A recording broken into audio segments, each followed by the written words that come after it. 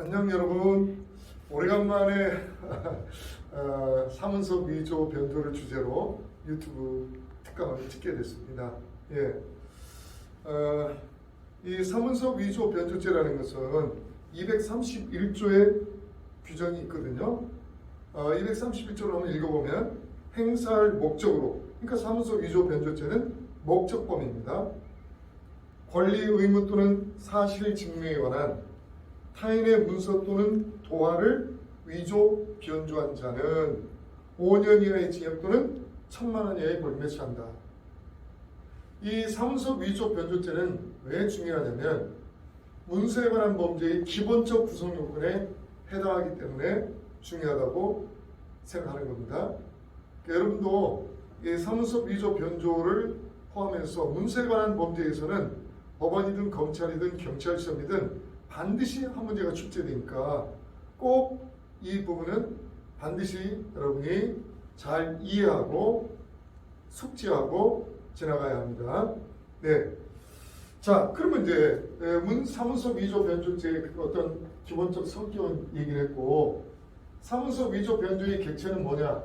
권리 의무 또는 사실 증명에 관한 타인의 문서 또는 도화가 객체가 됩니다. 자, 예를 들면 위임장이랄지 매매계약서랄지 또는 임대차 계약서랄지 또는 예금 청구서랄지 영수증이랄지 이런 것들은 모두 권리 의무에 관한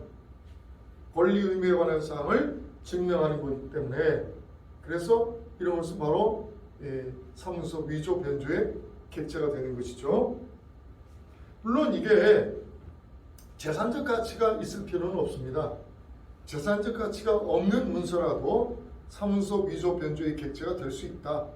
또한 지난번에 문서의 개념에서도 설명했지만 허무인 명의나 또는 사자 명의의 문서도 그 문서의 진정성에 대한 신뢰를 보호해야 되기 때문에 사문서 위조 변조의 객체가 된다. 이런 것들은 이미 지난 시간에서 문서의 개념에서 설명했기 때문에 이번에서는 생략하고자 합니다. 자, 그런데 이제 중요한 것은 사문서 위조 변조의 행위입니다. 먼저 위조, 그리고 변조. 자, 그 사문서 위조라는 건 무엇이냐? 작성권 없는 자가 타인 명의를 모용해서 문서를 작성하는 겁니다. 근데 구체적으로 봤을 때 작성권이 없다는 것은 위임 범위를 초월하는 경우를 말하는 겁니다. 자, 갑이 을에게 내 문서 작성에 대해서 너한테 위임을 한다 이렇게 했지만 그 을이 자기가 위임받은 범위를 초월해서 문서를 작성했을 때 그것은 위조가 되는 거죠. 여기에 관한 중요한 판례를 한번 얘기해 보겠는데요. 이 판례는 96도 3191 판결입니다. 수임자가 위임의 범위를 초월하여 위임자 명의의 문서를 작성한 경우에 타인으로부터 그 명의의 문서 작성을 위임받은 경우에도 그 위임된 권한을 초월하여 내용을 기재함으로써 명의자의 의사에 반하는 사문서를 작성하는 것은 작성 권한을 일탈하는 것으로서 사문서 위조죄에 해당한다. 이런 판결이 있습니다. 그리고 또 하나 2010도 690 판례인데요. 자, 이 판례를 보겠어요. 문서 작성 권한에 위임이 있는 경우라 하더라도 그 위임을 받은 자가 그 위임받은 권한을 초월하여 문서를 작성하는 경우에는 사문서 위조죄가 성립하고, 단지 위임받은 권한의 범위 내에서 이를 남용하여 문서를 작성한 것에 불과하다면 사문서 위조죄는 성립하지 않는다. 자, 위임받은 권한을 초월한 경우는 뭡니까? 자기가 위임받은 권한의 범위를 벗어난 거죠. 벗어난 거예요. 그렇다면 이 벗어난 부분에 대해서는 문서 작성권이 없기 때문에 이자가 만약에 위임받은 범위를 초월해서 문서를 작성하면 이 부분은 분명히 위조가 되는 거죠. 그런데 권한이 남용됐다는 이야기는 다릅니다. 위임받은 권한의 범위를 벗어나지 않는 선에서 위임의 취지에 반해서 문서를 작성하는 것이 이게 바로 권한의 남용입니다. 이럴 경우에는 사문서 위조는 성립하지 않고 다만 배임죄가 성립할 수 있을 뿐이다. 이렇게 보는 거죠. 네. 경우에 따라서 이제 배임죄가 성립하겠죠. 네. 그러나 사문서 위조는 성립하지 않는다. 두 번째 이제 포괄적 위임을 받은 경우입니다. 물론 이 경우에는 당연히 위조가 아니죠. 예. 여기에 관한 판례를 8호도 1732 판결입니다. 권한을 이사들이 이사회 참석 및 의결권의 행사에 관한 권한을 피고인에게 위임하였다면 그 이사들이 실제로 이사회에 참석하지도 않았는데 마치 참석하여 의결권을 행사한 것처럼 이사회 회의록에 기재하였다 하더라도 이는 사문서의 무형위조에 해당할 따름이어서 처벌 대상이 되지 아니한다. 이 사문서의 무형위조는 유일하게 허위 진단서 작성죄만 처벌하지 그 밖에 사문서의 무형위조는 일체 처벌하지 않거든요. 그러니까 이런 경우에도 허위 이사록을 작성했지만 이것은 단순히 사문서의 무형위조에 해당해서 위조가 안 되고 그래서 처벌하지 않는다는 뜻입니다. 그 다음에 이제 대리인 또는 대표자의 경우입니다. 이 경우를 말하죠. 예. 대리인 또는 대표자의 경우. 이게 월권 대리의 경우에는 대리권의 범위를 초월해서 문서를 작성한 것이기 때문에 바로 위임된 범위를 초월한 경우와 마찬가지로 사문서 위조죄가 성립합니다. 그러나 권한을 남용한 경우에는 아까 설명했다시피 이것은 배임죄가 되는 경우는 있겠지만 그러나 사문서 위조는 아니라고 하는 얘기죠. 자, 이렇게 대리인 또는 대표자의 경우에도 이렇게 위임된 범위를 초월해버리면 월권 대리의 경우에는 월권 대리라는 것은 권한을 초월했다는 얘기거든요. 그것은 사문서 위조가 되지만 단순히 범위를 초월하지 않고 권한 남용에 불과했을 때에는 사문서 위조는 아니다. 이런 얘기죠. 그 다음에 이제 명의인의 사전 승낙이 있는 경우입니다.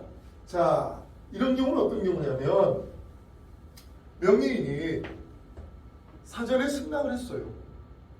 그러면 이 문서 위조죄는 사회적 법익에 대한 범죄이기 때문에 범죄이긴 하지만 그 작성자의 그 의사가 대단히 중요하기 때문에 명의인이 내 문서를 네가 작성해라 이렇게 사전 승낙을 했다면 아무리 사회적 법이긴 하지만 사문서 위조 변조죄는 성립하지 않는 것이죠. 예. 그러니까 사회적 법이긴 하지만 원래 사회적 법이나 국가적 법인은 승낙의 대상이 되지 않잖아요. 근데 사회적 법이긴 하지만 작성자의 의사가 중요하기 때문에 작성자가 사전에 승낙했다면 사문서 위조죄는 성립하지 않는다. 이런 뜻입니다. 다만 여기에 대해서 중요한 판례가 하나 있는데 이 판례는 2007도 9987 판례입니다. 이 판례 요지를 한번 읽어볼게요.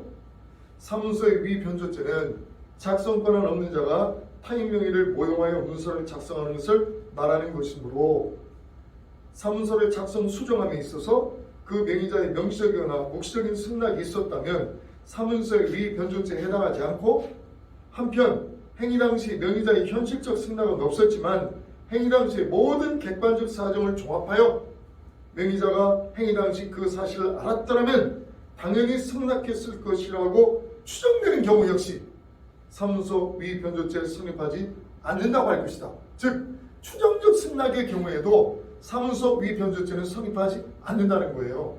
명시적이거나 추정적이거나 모든 승낙이 있는 경우에는 사문서 위변조죄는 성립하지 않는다. 이런 뜻입니다. 그 다음에 명의자의 명시적 승낙이나 동의가 없다는 사실을 알고 있으면서도 명의자 이외의 자의 의뢰로 문서를 작성하는 경우 명의자가 문서 작성 사실을 알았더라면 승낙했을 것이라고 기대하거나 예측한 것만으로는 그 승낙이 추정된다고 단정할 수 없다. 이 부분이 굉장히 중요합니다. 예, 막연한 기대나 예측만 가지고는 승낙이 추정되지 않는다는 얘기입니다. 이거 시험에 아주 굉장히 자주 나옵니다. 예, 막연한 기대나 예측만 가지고는 승인에 충분되지 않기 때문에 결국 사무소 위조죄의 위법성이 조합되지 않는다는 얘기죠. 네, 이 부분이 굉장히 중요합니다. 그 다음에 또 하나의 판례를 보겠는데요. 이것은 2010도 9725 판결입니다. 갑교회 목사인 피고인이 자신을 지지하는 일부 교인들과 교회를 탈퇴함으로써 대표자의 지위를 상실하였으므로 그 후 갑교회 명의로 갑교회 소유 부동산을 자신에게 매도하는 내용의 매매계약서를 작성하고 이를 행사하는 이는 사문서 위조죄 및 위조사문서 행사죄에 해당한다. 그렇죠. 예, 이 경우에는 뭐 승낙이 없었던 것이니까 당연하죠. 그 다음에 두 번째, 타인 명의를 모용하여. 자, 타인 명의를 모용한다는 것은 어떤 얘기냐면 타인 명의를 사칭해서, 즉 명의를 사칭해서 명의인이 작성한 문서와 같은 외관을 표출하는 것입니다. 여기에 관련된 판례들을 한번 보겠는데요. 먼저 2000도 778 판결입니다. 명의인을 기망하여 문서를 작성하게 하는 경우에 사무소 위조죄가 성립한다는 판례입니다. 정기 문중총회 회의록을 임의로 작성하고는 회의록의 내용을 제대로 알려주지 않고 종중원들의 서명 날인을 받은 경우에 서명 날인이 정당하게 성립되었더라도 명의인을 기망하여 문서를 작성하게 하는 경우는 서명 날인이 정당히 성립된 경우에도 기망자는 명의인을 이용하여 서명 날인자의 의사에 반하는 문서를 작성하게 하는 것이므로 사문서 위조죄가 성립한다. 즉 명의인을 기망해서 서명 날인자의 의사에 반하는 문서를 작성하게 하면 사문서 위조죄가 성립한다는 그런 취지의 판결입니다. 그 다음에 이 판례는 굉장히 상당히 중요한 판례인데요. 2000도 938 판결입니다. 먼저 사례를 보세요.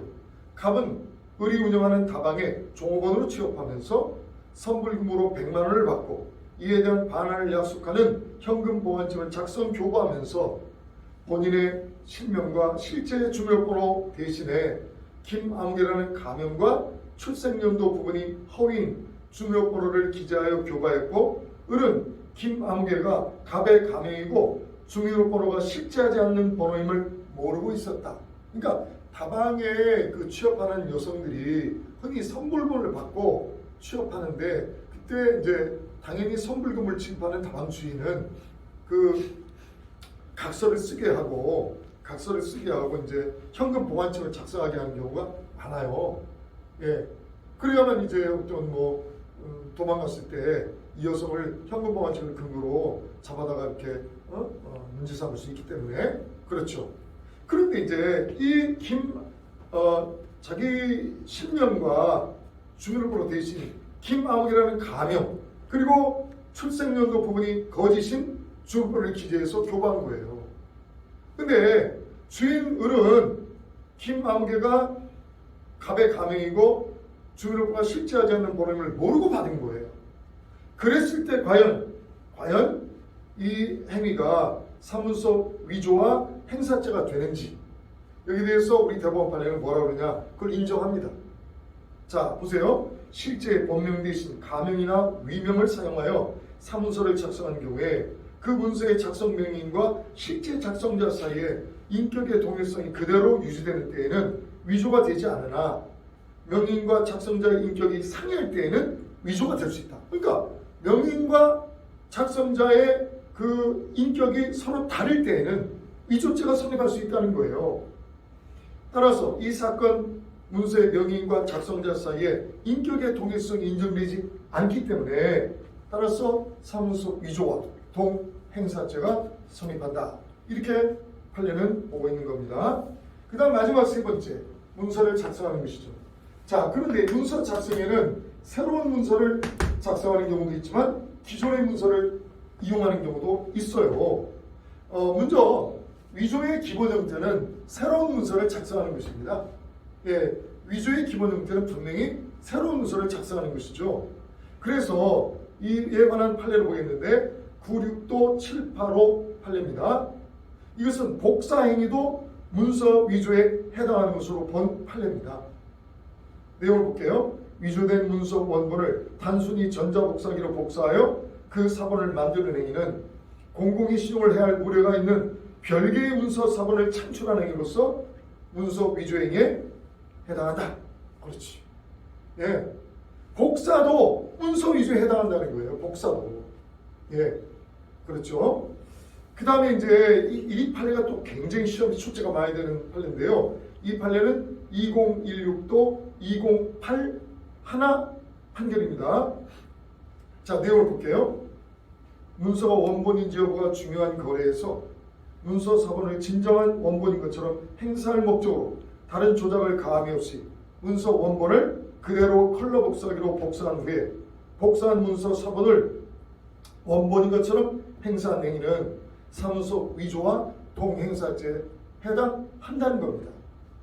이 판례의 사례를 보게 되면 이건 어떻게 되냐면 변호사인 피고인이 대량의 저작권법 위반 형사 고소 사건을 수임해서 피고소인 30명을 각 형사 고소하기 위해서 20건 또는 10건의 고소장을 개별적으로 수사관서에 제출하면서 각 하나의 고소 위임장에만 소속 변호사회에서 발급받은 진정한 경위준표 원본을 첨부하고 이를 일체로 해서 컬러 복사기로 20장 또는 10장의 고소 위임장을 각 복사한 다음에 고소 위임장과 일체로 복사한 경위준표를 고소장에 첨부해서 접수한 사안이었어요. 여기에 대해서 피고인 A는 사문서 위조와 동행사죄에 해당한다. 이렇게 본 거죠. 그러니까 게으른 변호사가 각각의 그 고소장에다가 경위준표 원본을 각각 발급받아서 첨부해야 되는데 그걸 생략하고 그냥 한 장 받아가지고 그냥 20장, 10장에다가 다 경위준표 원본을 복사해가지고 칼라 복사해가지고 제출했다가 이제 적발돼가지고 이런 처벌을 받은 그런 사건입니다. 자, 그 다음에 이제 두 번째는 기존의 문서를 이용하는 경우입니다. 기존의 문서를 이용하더라도 기존의 문서에 가공해서 완성시키는 경우도 문서 위조가 됩니다. 예를 들어서 위임의 취지에 반해서 백지를 보충한다. 이런 경우도 이제 위조가 되지만 특히 중요한 것은 뭐냐면 기존의 진정하고 유효한 문서의 중요 부분을 변경해서 중요 부분을 변경해가지고 변경 전의 문서와 전혀 별개의 문서를 작성했을 때에는 동일성이 상실되기 때문에 이거는 변조가 아니라 위조에 해당합니다. 이따가 변조에서 간단히 얘기하겠지만 이것은 변조가 아니라 위조에 해당합니다. 예를 들면 추천장에 기재된 사람의 이름을 지우고 다른 이름으로 변경했다. 그러면 추천장에는 그 추천받는 사람의 이름이 핵심이잖아요. 그걸 바꾸면 뭐야? 추천장의 동일성을 변경시키는 것이기 때문에 이거는 변조가 아니라 위조에 해당한다 이 말이죠. 예를 들어서 남의 이력서의 사진을 자기 사진으로 바꿔가지고 제출했다. 이게 역시 뭐예요? 변조가 아니라 위조에 해당하는 거죠. 왜? 사진이라는 것은 그 사람의 동일성을 식별해주는 중요한 기준이 되잖아요. 예를 들어서 공문서의 경우에도요. 주민등록증에 사진을 바꿨다. 그건 변조가 아니라 공문서 위조가 됩니다. 마찬가지입니다. 자, 그 다음에 이제 여기에 관련된 982도 164 판결을 보겠는데요. 유효기간이 경과한 외국 발행 국제운전면허증에 첨부된 사진을 바꾸어 붙인 경우 문서 위조죄가 성립하느냐? 문서 위조죄가 성립한다는 거예요. 외국에서 발행한 국제운전면허증은 공문서가 아니라 사문서에 해당하거든요. 그런데 그 첨부된 사진을 바꿔 붙였다. 그러면 그 사람의 동일성이 상실되는 거예요. 그러니까 뭐예요? 변조가 아니라 위조인 거죠. 자, 그 다음에 이제 문서 작성의 정도는 어느 정도면 되겠느냐? 이것은 일반인으로 하여금 진정한 문서로 오인할 정도의 형식과 외관을 가지면 충분합니다. 여기에 관련된 판례를 한번 보겠는데요. 이 판례는 2010도 8361 판결입니다. 피고인이 다른 서류에 찍혀있던 갑의 직인을 칼로 오려내어 풀로 붙인 후에 이를 복사하는 방법으로 갑 명의의 추천서와 경력증명서를 위조하고 이를 행사했다고 하여 기소된 사안에서 일반인이 명의자의 진정한 사문서로 오신하기에 충분한 정도의 형식과 외관을 갖추었으므로 사문서 위조죄와 동행사죄가 성립한다. 예, 이것은 결국 일반인이 명의자의 진정한 사문서로 오신하기에 충분한 정도의 형식과 외관을 갖추면 위조가 된다는 그런 취지의 판결입니다. 자, 그 다음에 이제 마지막으로 변조로 들어갑니다. 변조의 개념은 뭐예요? 권한 없는 자가 이미 진정하게 성립한 타인명의 문서에 동일성을 해하지 않을 정도의 변경을 가하는 겁니다. 그러니까 이 변조는 다른 사람 이름의 진정한 사문서를 객체로 합니다. 따라서 부진정 문서랄지 위조된 문서랄지 허위 문서랄지 이런 것은 변조의 대상이 되지 않는 거죠. 자, 여기에 관련된 판례를 한번 볼게요. 2014도 14924 판결입니다. 사문서 변조죄는 권한 없는 자가 이미 진정하게 성립된 타인명의 문서 내용에 대하여 동일성을 해하지 않을 정도로 변경을 가하여 새로운 증명력을 착출케 함으로써 공공적 신용을 해할 위험성이 있을 때 성립한다. 따라서 이미 진정하게 성립된 타인명의 문서가 존재하지 않는다면 사문서 변조죄가 성립할 수 없다. 그렇죠. 이미 진정하게 성립된 타인명의 문서라고 하더라도 그게 존재하지 않는다면, 존재하지 않는 문서는 사문서 변조의 객체가 될 수 없는 거예요. 두 번째, 권한 없는 자가, 권한이 있는 사람이 만약에 변경하면 그건 변조가 아니죠. 그 다음에 이제 가장 중요한 것은 동일성을 해하지 않을 정도의 변경을 가하는 것입니다. 동일성을 해할 정도의 변경을 가하게 되면 그건 위조지 변조가 아니에요. 여기에 관련된 판례들 한번 보겠는데요. 이 판례는 2016도 20954 판결입니다. 자, 이 판결 요지를 한번 볼게요. 이사회 회의록에 관한 이사의 서명 권한에는 서명 거부 사유를 기재하고 그에 대하여 서명할 권한이 포함된다. 이사가 이사회 회의록에 서명함에 있어서 이사장이나 다른 이사들의 동의를 받을 필요가 없는 이상 서명 거부 사유를 기재하고 그에 대한 서명을 함에 있어서도 이사장 등의 동의가 필요 없다고 보아야 한다. 따라서 이사가 이사회 회의록에 서명 대신 서명 거부 사유를 기재하고 그에 대한 서명을 하면 특별한 사정이 없는 한 그 내용은 이사회 회의록의 일부가 되고 이사회 회의록의 작성 권한자인 이사장이라 하더라도 임의로 이를 삭제한 경우에는 이사회 회의록 내용에 변경을 가하여 새로운 증명력을 가져오게 되므로 사문서 변조에 해당한다. 자, 이게 여러분 상당히 출제 가능성이 높은 판례입니다. 자, 이사는 이사회의를 했을 때 이사회 결론이 자기 마음에 맞지 않으면 그 서명 거부 사유를 기재하고 서명을 할 수 있어요. 그런데 이사장이 멋대로 그거를 삭제해버린 거예요. 그렇다면 이것은 이사회 회의록 내용의 변경을 가해서 새로운 증명력을 초래했기 때문에 이것은 사문서 변조에 해당한다는 거죠. 동일성을 해하지 않을 정도의 변경이니까 사문서 변조에 해당한다는 거죠. 만약에 이것이 동일성을 해야 할 정도의 변경을 가져왔다면 그건 사문서 위조가 되는 것입니다. 자, 오늘은 사문서 위조 변조에 관련된 판례들을 중심으로 10개 이상의 판례들을 중심으로 여러분에게 강의를 했습니다. 자, 다음 또 이 시간까지 여러분 안녕.